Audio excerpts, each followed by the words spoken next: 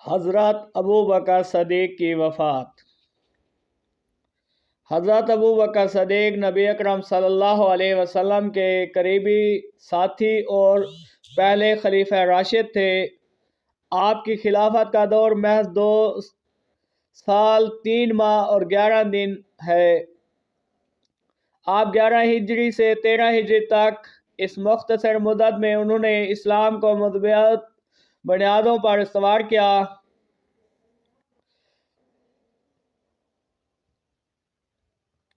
حضرت ابو بکر کی بیماری کے متعلق 2 مختلف آراء پائی جاتی ہیں۔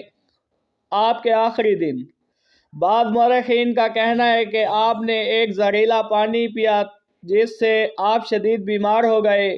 کہا جاتا ہے کہ وہی زہر تھا جو نبی کریم کو یہودیوں نے دیا تھا اور ممکنہ طور پر اس کا اثر حضرت ابو بکر بھی آیا تھا۔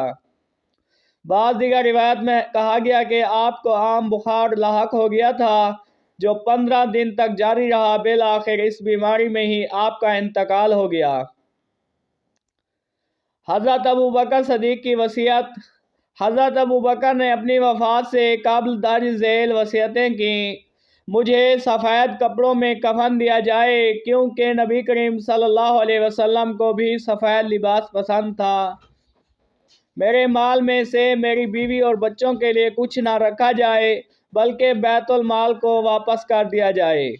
میری تدفین اتنی سادگی سے ہو تاکہ امت کو سادگی اور زہد کا درس ملے۔ مجھے نبی کریم صلی اللہ علیہ وسلم کے پہلو میں دفن کیا جائے۔ حضرت ابو بکر صدیق کی وفات